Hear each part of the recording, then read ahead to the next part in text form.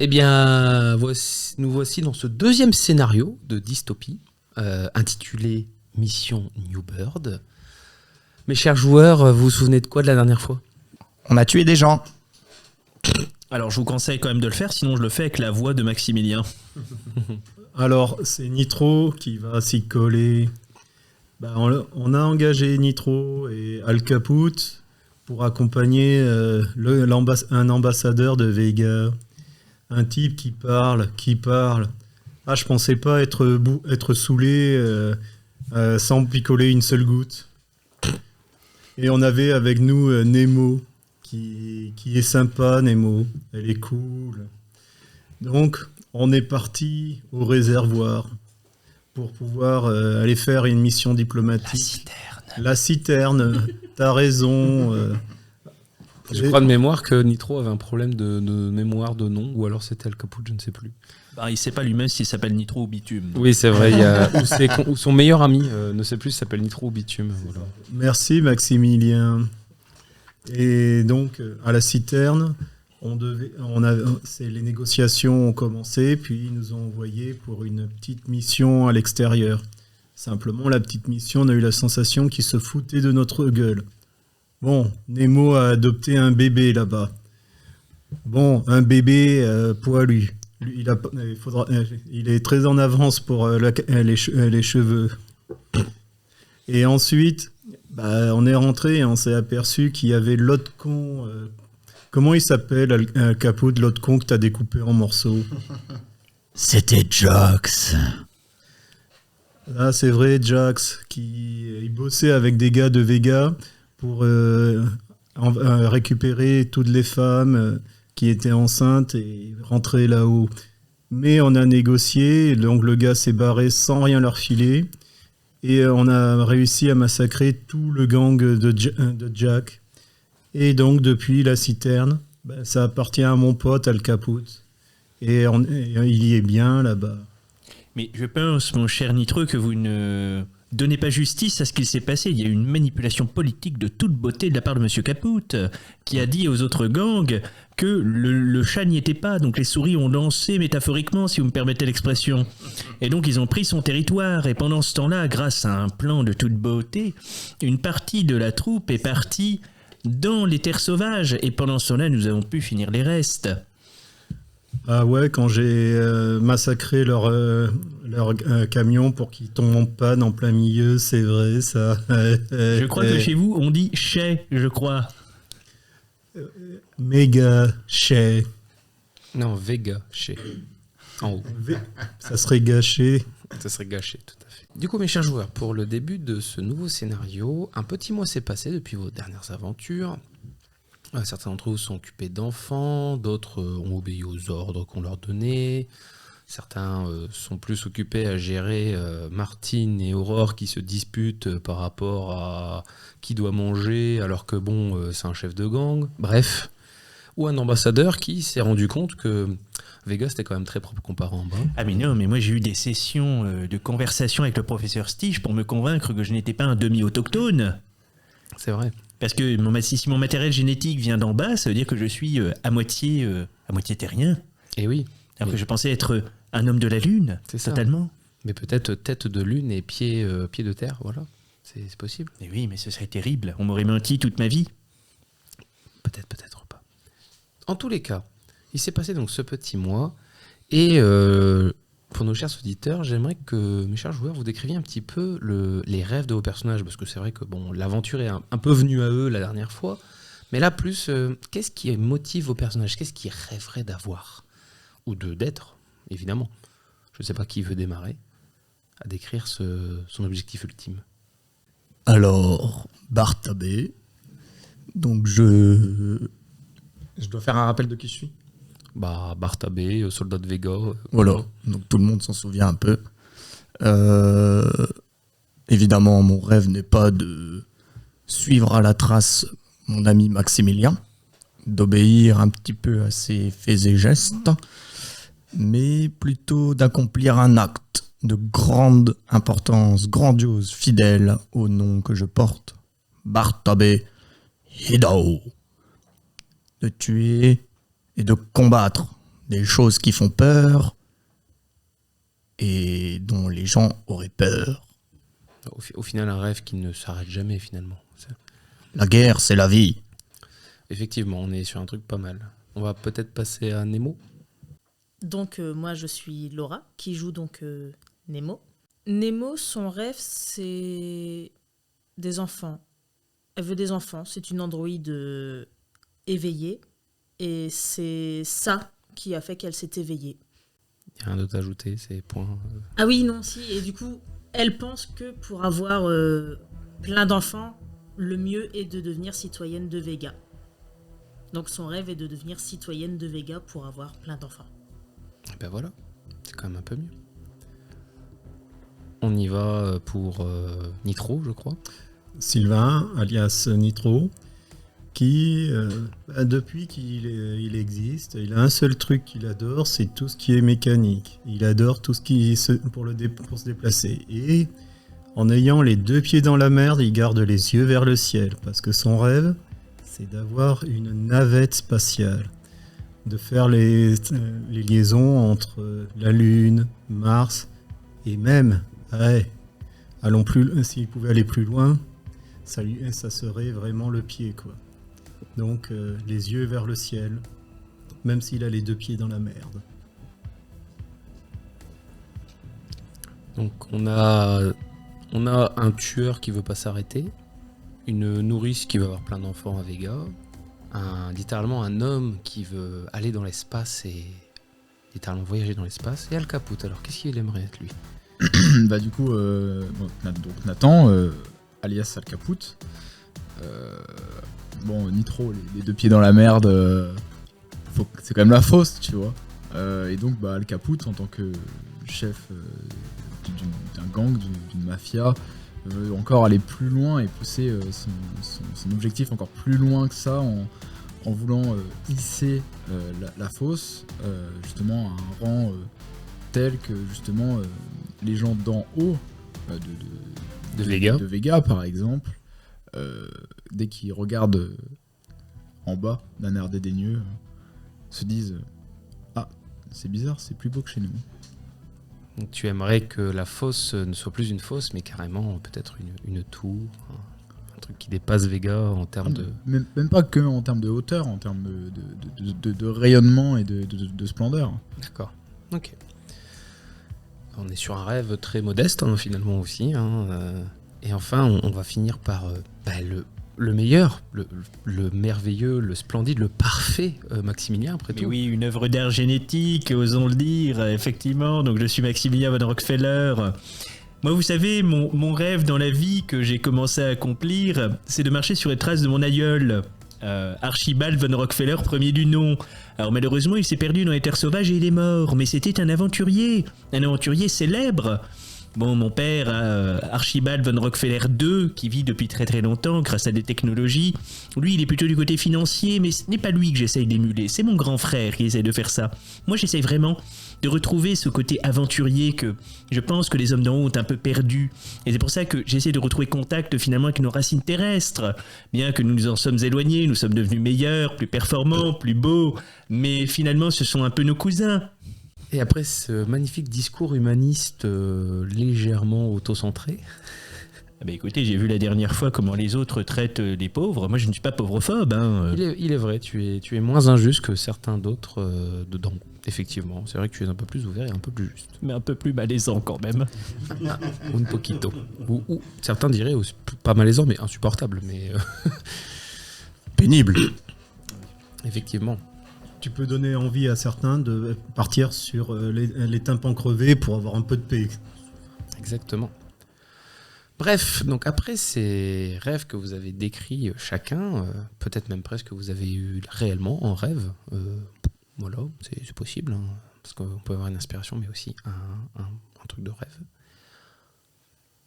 On vous contacte chacun par différentes personnes que vous allez peut-être connaître.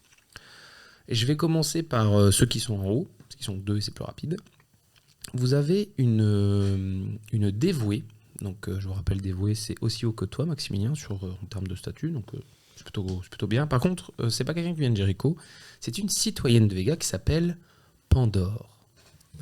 Pandore, c'est une technote. Donc les technotes, ce sont ceux qui sont spécialisés pour gérer toutes les technologies non Vega, aussi bien les bases de données que l'IA.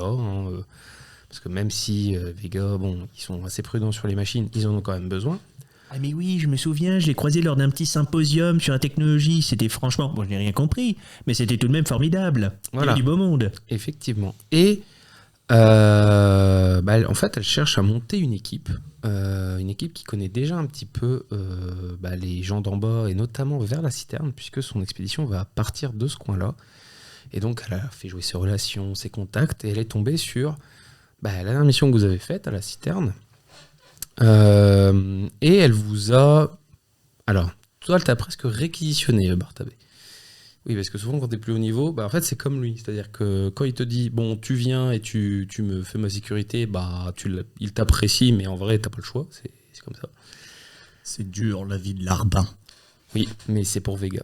Mais je m'assure, je n'ai jamais traité mon ami Bartabé ainsi. En tout cas, je ne voyais pas nos relations ainsi. Non, c'est juste que en vrai, dans la structure de Vega, comment c'est fait, quand un dévoué demande à un civis, tu fais ça, le civis dit OK. Ah, mais c'est donc pour ça que tout le monde est très déférent envers moi, mais je n'avais jamais compris. Oui, puisque les civis, ça représente quand même quasiment 50% de la population, donc c'est pour ça que beaucoup de monde te respecte à Vega, peut-être pas en bas. Néanmoins, Pandore, par contre, vis-à-vis de toi, Maximilien, te traite plus d'une façon égalitaire et vous dit que elle aurait besoin justement de vos compétences, donc aussi bien à toi qu'à Bartabé, et de vos connaissances sur place pour mener une expédition. Et elle vous donne rendez-vous à la Quincaillerie. C'est un camp relais qui est pas très loin de la citerne. C'est un camp relais qui, lui, n'est pas du tout dans la communication, etc. Ils sont dans autre chose. Mais voilà, c'est un camp relais. Ah, mais je serais ravi de vous aider, revoir les territoires sauvages, évidemment. Et les autochtones, je les aime beaucoup, notamment Monsieur Caput. Je vous le présenterai. Un homme charmant. Très bien. Par contre... Et quel est l'objectif de cette expédition ? En fait, elle vous dit, je vous préciserai tout quand on se verra. Parce que j'aime bien voir les gens en vrai. D'accord, madame. Voilà, parce que comme Vox, elle est là, mais elle vous dit qu'elle préfère voir les gens physiquement. Par contre, à ceux qui sont tous les trois en bas, donc certains la citerne, d'autres plutôt au niveau de la fosse ou même dans un quelconque voyage, vous avez un androïde, un éveillé qui s'appelle Orion. Et oui, c'est pas banal. Qui s'approche de vous. Alors, pas forcément en même temps, mais voilà, qui vient chacun vous voir, Al Caput, Nitro et bien évidemment Nemo. Il s'approche de vous car il a une mission qui pourrait intéresser la citerne, donc ceux qui gèrent la citerne, mais il a également besoin d'un pilote. Donc il a apparemment il a entendu parler du fameux Nitro, qui est connu pour être assez bon pour piloter des véhicules. Et il serait pas contre l'idée d'une autre éveillée comme lui, puisque l'expédition apparemment va aller dans les royaumes d'acier. C'est une expédition très dangereuse. Oui, par contre, il te dit que la récompense sera à la hauteur de la dangerosité. Il te précise qu'il a l'appui et la connaissance d'une personne haut placée dans Vega, et ça peut apporter ce dont tu as besoin. Il ne sait pas ce dont tu as besoin, mais il te dit que voilà, il a moyen d'avoir des trucs très très hauts. Entendu. C'est qui le reste de l'équipe? Parce que j'imagine bien que c'est pas seulement tous les deux qu'on va aller dans les terres d'acier. Non, Orion te précise que son ami Pandore, qui vient de Vega, réunit aussi d'autres personnes à Vega pour cette expédition, qui est commune, La Fosse et Vega. Juste le truc un petit peu, c'est de l'exploration, de la récupération. C'est les deux. Je veux bien voir ce que c'est, mais je préviens d'un truc, au moindre pépin, je suis d'avis de se barrer. Écoute, tu auras le rôle du pilote, tu verras ça avec Pandore, elle vous donne rendez-vous à la Quincaillerie, pour que vous puissiez chacun voir ce que vous pouvez faire. Donc si jamais tu es intéressé Nitro pour avoir des informations et prendre part à l'expédition, il faut aller à la Quincaillerie voir une certaine Pandore. Et j'y suis aussi, je dois chercher encore d'autres personnes intéressées. Si t'en connais, voilà, on n'est pas contre. J'ai 2 amis qui pourraient peut-être à la citerne. D'accord. Bon, Tu veux qu'on y aille maintenant? J'ai pas grand chose à faire là, on peut partir dans l'heure qui vient. Oui, non mais t'en fais pas, j'ai encore d'autres personnes à voir à la fosse, mais je retiens les noms que tu me donnes et j'irai voir ensuite ça au niveau de la citerne. J'essaie de réunir le maximum de personnes intéressées. Et donc je donne les noms d'Al Caput et de Nemo. Ok. Donc oui, en plus, Orion, quand il arrive, il vous dit que un certain Nitro vous a recommandé. Nitro, c'est un bon gars. Par contre, j'aimerais en savoir plus sur votre mission. Alors, si vous êtes intéressé, allez à la Cacaillerie, demandez à Pandore. Pour le coup, moi, je n'ai pas plus d'infos. Je sais qu'on a besoin potentiellement d'un autre réveillé que moi, quelqu'un qui sache un peu se battre, et d'un chauffeur. Je suis chargé de voir ça avec littéralement les gens d'en bas par rapport à Vega. Qu'est-ce que j'y gagnerais? Alors, sachez que Pandore dit que l'expédition, certes, est dangereuse, mais a de grosses récompenses, premièrement. Et deuxièmement... comment je peux vous dire ça? C'est quelqu'un d'assez haut placé dans Vega, donc si vous avez besoin de plusieurs choses, elle pourrait vous les trouver. D'accord. Voilà. Après, vous faites comme vous voulez, vous n'êtes pas obligé de venir, ça ne vous intéresse pas. Monsieur Caput. Pour ceux qui sont intéressés, vous pouvez aller à la Cacaillerie, alors avec vos propres besoins et moyens. Sinon, voilà. Oui, bah de toute façon, étant citoyen de Vega, nous avons évidemment des transports. La civilisation, c'est tellement beau. Et de mon côté, je vais aller voir à la citerne, voir si les deux sont intéressés, et si c'est le cas, aller en voiture Simone. Merde. Est-ce qu'il y a quelqu'un à la citerne à qui je peux confier le petit Isaac? Y a-t-il des crèches? Je te rappelle que tu as un nouvel allié qui se fera un plaisir de s'en occuper. Voilà. De s'en occuper simplement, juste Comme d'en un- prendre soin. Comme un médecin, voilà. Après- Je vais pas le retrouver dépiécé en revenant. Alors je te rappelle que Icarus, quand ils ont voulu capturer C'est les vrai. femmes enceintes, il a protesté et il voulait arrêter Professeur Stige, alors qu'il n'avait pas d'armes. Hein, donc, Eh bien, du coup, je confie Isaac, Isaac. à Icarus ok. en lui demandant de bien prendre soin de lui. Et On entend. Quand j'écris. Merde, c'est pas grave. Oui, mais c'est très léger. Et je vais me préparer à partir du coup. Après avoir bien dit à Isaac d'être un gentil garçon, de bien écouter le docteur et de ne pas faire de bêtises. Donc il te balbutie dans son langage de bébé. Ça sera plus ça. Exagère pas. Flagafol. Solagada. Bref. Al Caput, est-ce que tu... Terrifiant. Oui.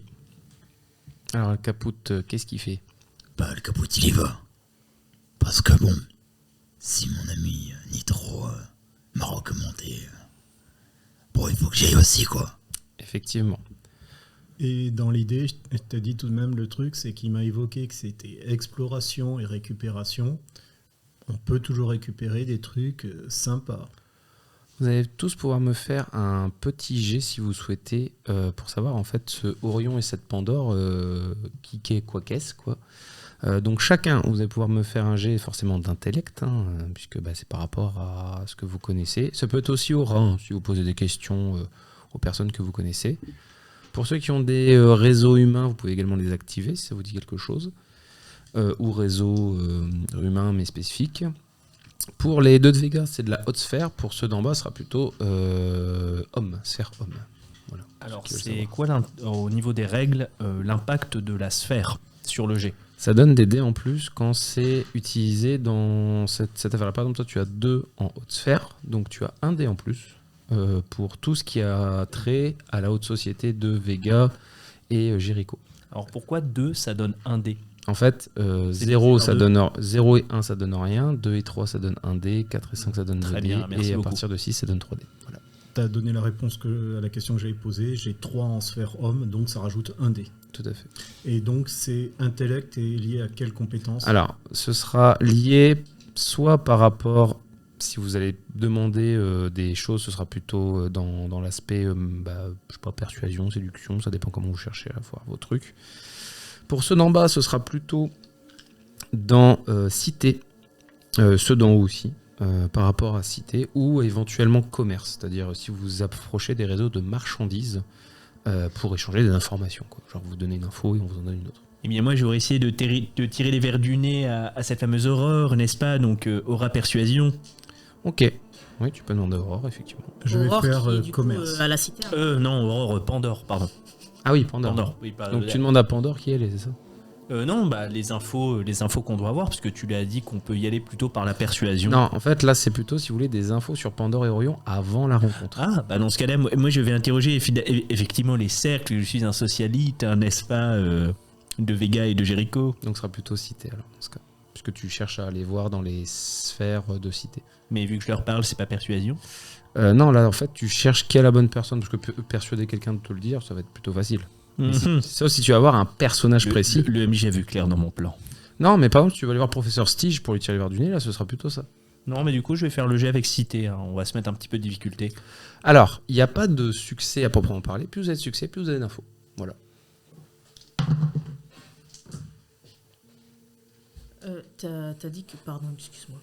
T'as dit que persuasion, ça pouvait passer. Si tu vas avoir un personnage précis pour poser des questions. Oui, moi je vais voir, j'en profite d'être avec Icarus et voir si je peux aussi trouver Aurore pour leur demander si ça leur dit quelque chose. Alors, comme tu as allié niveau 1 de Icarus, je te rappelle qu'il peut te donner des infos comme ça. Voilà, il te rend un petit service. Donc, le service, c'est garder le petit. En termes d'infos, lui, il va juste te donner l'information par rapport à Pandore. Pandore, il s'en souvient très bien. Elle était avant ici à la citerne ou dans la fosse, il ne se souvient plus trop, mais il se souvient l'avoir vue toute petite et elle était originaire d'ici, d'en bas. J'ai activé, moi, les réseaux marchands pour un petit peu faire... et j'ai fait 6 succès. Ok, Orion ou Pandore t'intéresse? Parce que du coup, tu cherches des infos sur l'un ou l'autre. Je vais faire celui qui est venu...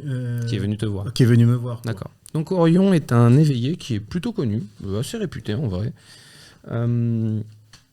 Il est apparemment il est fourré souvent avec la fameuse Pandore. Hein. Alors ça c'était avant que Pandore aille sur Vega. C'est connu qu'elle a réussi à monter à Vega après un test de sélection génétique. Donc Vega parfois fait ça de temps en temps. Ils font des sélections génétiques auprès des populations d'en bas et si leur génétique est assez intéressante, ils ont le droit de monter. Et ensuite de participer à la vie de Vega et monter au fur et à mesure. Donc c'est vraiment quelqu'un qui est parti d'en bas et qui est monté très haut. Et Orion, lui, il est où? Il est en bas ou il est en haut? Orion est resté en bas, mais il est surtout actif dans la cité mobile des explorateurs, parce qu'il donne beaucoup d'informations sur, en gros, en fait, il y a des machines qui viennent et qui ont tendance à voler l'énergie ou à littéralement manger le métal des véhicules, parce que c'est des ressources apparemment qu'elles aiment bien. Donc il les a pas mal aidés sur ça, il a bien fait son petit trou, on va dire. Et donc il est un peu comme toi, dans le sens il fait souvent des navettes, en fait, entre la cité mobile et les différents camps relais. Voilà, c'est quelqu'un qui doit se réputer. Pour ma part, j'ai fait 8 succès en auracité. Ok, pas mal. Alors justement, on va t'apprendre que la Pandore... Je sais bien, ça fait tellement. Et alors la Pandore, qu'est-ce qu'on peut me dire sur elle là? On va t'apprendre que Pandore, alors les mêmes choses que leurs infos, ils viennent d'en bas, sélectionnés génétiquement, très fidèle à Vega, puisqu'elle a quand même réussi à monter à dévouer. Je te laisse imaginer tout ce qu'elle a dû faire pour arriver jusque-là. Mais tu as entendu dire dans les cercles restreints que elle est ultra dévouée, hein, elle est fidèle, etc. Pas de souci, mais c'est la première fois qu'elle demande et qu'elle veut monter une expédition elle-même de A à Z sur la Terre, en bas. Alors que c'est quelqu'un qui a tendance à être tout le temps dans son bureau ou dans son atelier, à ne rien faire d'autre. Donc c'est un peu bizarre. Il y a même certains qui la soupçonnent d'être... alors, tu sais pas si c'est un mélange de discrimination ou d'une partie de la vérité, mais certains soupçonnent qu'elle aimerait, disons, commencer à monter en politique et à critiquer ouvertement la politique de Vega, ce qui est contraire au règlement. Voilà. Comment? J'ai entendu Chine. Non, quoi, pardon? Ah non, Vega, pardon. Vega. Mais voilà. Certains la soupçonnent d'être un petit peu rebelle, on va dire. Il n'y a pas de sédition à Vega. Quoi? Alors, moi, je voudrais savoir si c'est possible. Donc, en fait, je voudrais faire mon lancer et lui demander un peu quel type de préparation il faudrait faire pour si on doit combattre, etc. Tu demandes ça à Pandore directement? Ouais.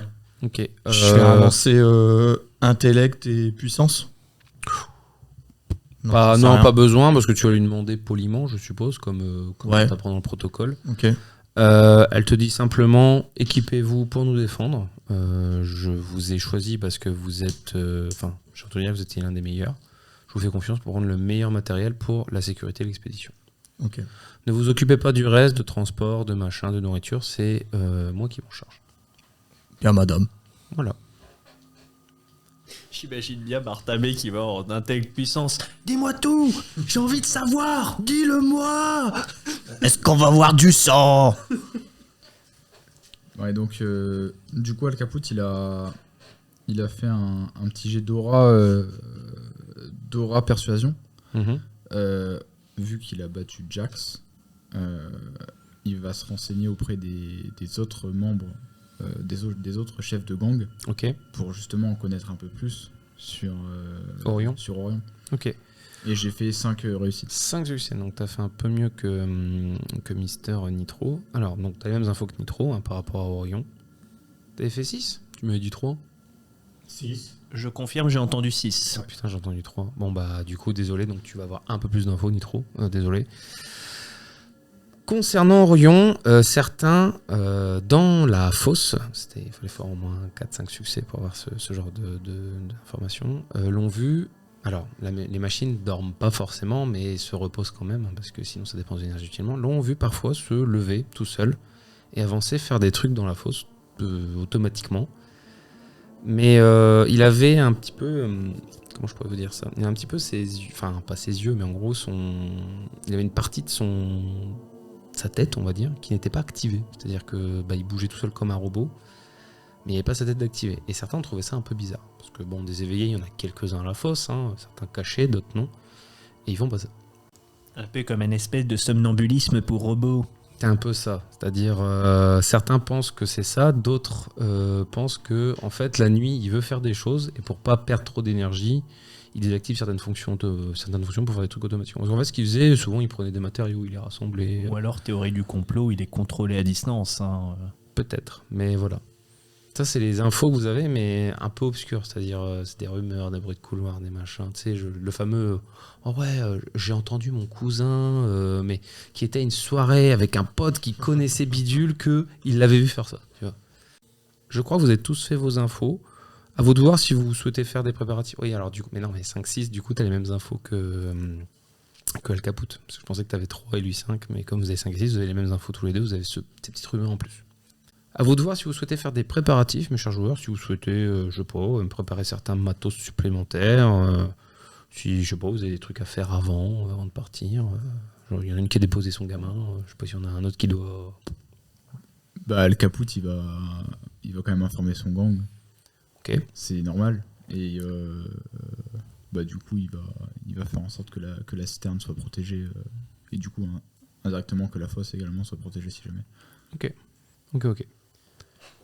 Et Nitro de son côté, vu que c'est une route, c'est quand même une communauté qu'on va aller voir. En même temps, s'il y a une livraison à faire, Autant y aller, quoi. ouais, que ça fasse, c'est autant en profiter. Ça fait un petit transport à tarif réduit. Alors, il y en a un, effectivement, qui s'appelle un certain Takeshi Sake, qui te dit, alors, si tu vas à la Kakairi, que tu as le temps de revenir ici, il faudrait me refaire un peu le plein. Quand il te dit faire un peu le plein, c'est en gros, ils ont besoin de gasoil, parce que il n'y en a plus assez au cul de fosse où il est. Ah, il te dit, par contre, si jamais tu peux pas, t'inquiète pas, je verrai un autre gars pour le faire, mais voilà, quoi. Un fameux petit coup de samplon 2035. Exactement. C'est du samplon 56. C'est ça. Et ça fonctionne? Ouais, t'inquiète. T'inquiète. Alors, pour Maximilien, il dira, puisqu'il a un très grand pouvoir de réquisition, Il ira voir éventuellement Pandore, lui demander si elle a besoin qu'ils joignent un petit peu leurs 2 pouvoirs de réquisition pour limite avoir des choses en plus, des choses qu'on lui aurait pas données avec une seule personne, mais qui à 2 pourraient passer. Notamment, moi, je m'enquérirais de savoir si mon bon ami Bartabé, n'est-ce pas, sera encore mon garde du corps ou s'il faut que j'en demande un, spécifiquement pour la sécurité propre à moi-même. Comment ça? Tu me ferais faillite? Bah, c'est pas ça, mais si Pandore t'a déjà recruté, tu peux peut-être pas faire 2 missions à la fois, t'as pas non plus 4 bras. Alors Pandore te dit Vive que la confiance. Bartabé est responsable de la sécurité entière de l'expédition. Donc si jamais tu veux réquisitionner quelque chose pour lui, vois directement avec lui. Elle a déjà le moyen de transport. Elle a déjà trouvé quelqu'un pour le conduire. Et elle fait confiance à son bras droit pour trouver le reste, c'est-à-dire nourriture, énergie, etc. Donc, Eh bien, je demanderai à un garde du corps de ma sécurité personnelle pour un peu décharger Bartabé, puisqu'il aura plus de responsabilités dans la mission. c'est réquisition niveau 1 que tu utilises? J'ai 2. Niveau 2. Alors, Donc un larbin du larbin finalement. Oui, finalement, il sera sous tes ordres en termes de sécurité, mais il sera dévoué à la sécurité propre de moi-même. je vérifie juste que tu peux. Il me semble pas, mais je vais vérifier. Ce qui va être marrant, c'est que mon véhicule, il a 6 places. Déjà, si on compte nous 5 plus les 2 zigotos, on va le mettre où, ton gars? Sur le toit? Alors, le MJ vient de dire que Pandore avait prévu le véhicule. Réquisition niveau 2. Alors, permet de faire appel à une aide matérielle ou humaine une fois par scénario. Ok. Donc oui, tu peux faire appel à carrément une escouade entière. Oh Eh bien, nous aurons une escouade avec nous. Alors, ce qu'on Tout va... plein de larbins. C'est ça. Mais je veux que Bartabé soit le chef de cette sécurité. Tu me lances un des 5. C'est voir l'escouade combien elle est. Bon, bah, ça sera un des 10 divisé par 2. Bah, c'est pour ça que je vais dire un des 5. 1, 2, 3, 4, et ainsi de suite. Oui, Voilà. oui. Eh bien, nous aurons 3 larbins. 3 larbins. Mais des bons, hein. 3 larbins, oui. Bon. Enfin, peut-être pas aussi bon que Bartabé, mais... Non, mais des soldats de Vega, quoi. Et oui, de soldats de Vega.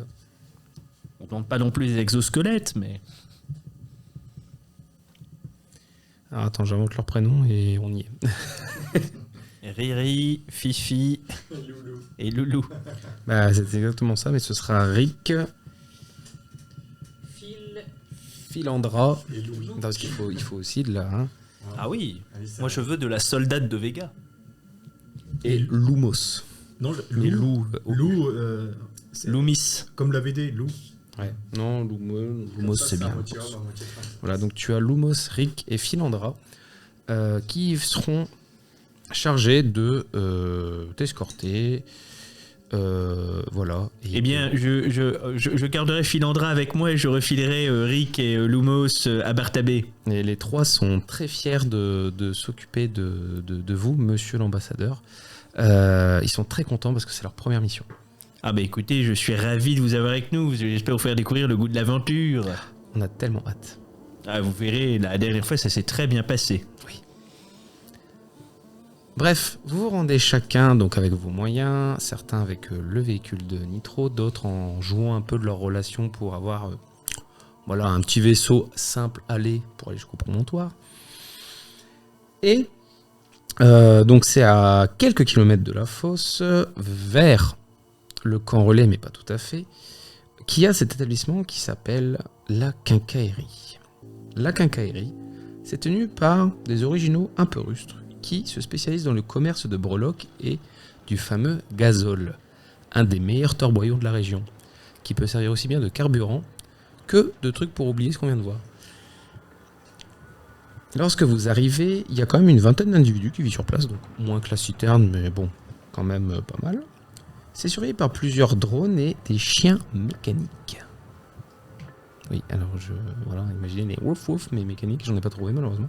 Waf, waf. Fallait prendre les chiens dans Ratchet et Clank. Oui, je les ai cherchés. Je les ai pas trouvés. Enfin, en fait, je les ai trouvés, mais dégueulasses. Ça rendait mal. Je Donc, crois que j'ai dans préféré. Futurama, tu en as. Ah, j'ai pas pensé à Futurama, effectivement.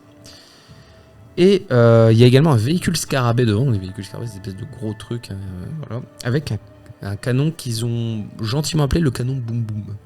Voilà, qui est en haut. Que c'est pittoresque. Je veux le même.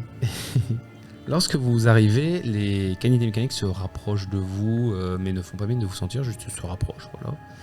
Et vous allez au beau milieu de la quincaillerie. Vous voyez que les drones de surveillance, en fait, tout est assez bien huilé. Il y a quand même des bonnes rondes. C'est assez bien organisé en vrai. Ça change de la citerne où c'est un peu plus, un peu plus libre, quoi. Un peu plus, on fait ce qu'on peut. Le capote qui me fait je note, ronde, drone de surveillance, chien mécanique. Nitro, c'est utiliser des drones. Et par contre, il y a un seul bâtiment qui est présent à côté d'une espèce de. Alors, vous savez pas si c'est une distillerie, une raffinerie, parce que bon, l'odeur qui sort, effectivement, le gazole, juste en le sentant, on est déjà bourré. Hein, c'est presque ça. C'est une raffinerie. C'est ça. Par contre, quand vous ouvrez la porte qui grince, vous êtes dans un endroit assez chaleureux. Il y a des rires qui sont un peu appuyés, il y a plein de monde, etc. Il y a une odeur. Alors. Pour ceux d'en haut, c'est un peu dégueulasse, mais il y a une odeur d'huile de vidange et de ragoût qui se mélangent. C'est pas bon, c'est pas fifou. C'est marrant, ça sent comme capoute. Exactement. Il y a une large table métallique et au milieu, vous voyez, donc pour certains, la fameuse Pandore. Je vous montre à quoi elle ressemble et je ferai la description pour les auditeurs. Donc, Pandore, c'est quelqu'un qui a les cheveux un peu longs, rasés sur le côté, à droite. Elle a des améliorations cybernétiques au niveau de la mâchoire à droite et au niveau de l'œil, comme des espèces de petits scouts. Elle a l'air d'avoir un air brillant, elle a un regard intelligent, mais un peu entre blasé et énervé. Orion, quant à lui, alors pour ceux qui l'ont aperçu, mais les autres non, c'est un humanoïde. Évidemment mécanique, qui fait quand même 2,30 m. C'est-à-dire que là, il est à genoux, littéralement. Pour tenir debout dans ce petit biboui. Et vous voyez, ça, c'est plutôt sa tête à lui. Et Il a presque une tête à la C3PO, en vrai. un peu, mais un C3PO qui allait à la salle, tu vois, qui a fait du go muscu. Ouais, mais il est souriant. Et petit peu. Presque amical, c'est vrai. Pour le coup, on peut pas se planter sur le fait que ce soit un robot. Et les deux sont là, et voient que vous êtes enfin arrivés. Et vous accueille.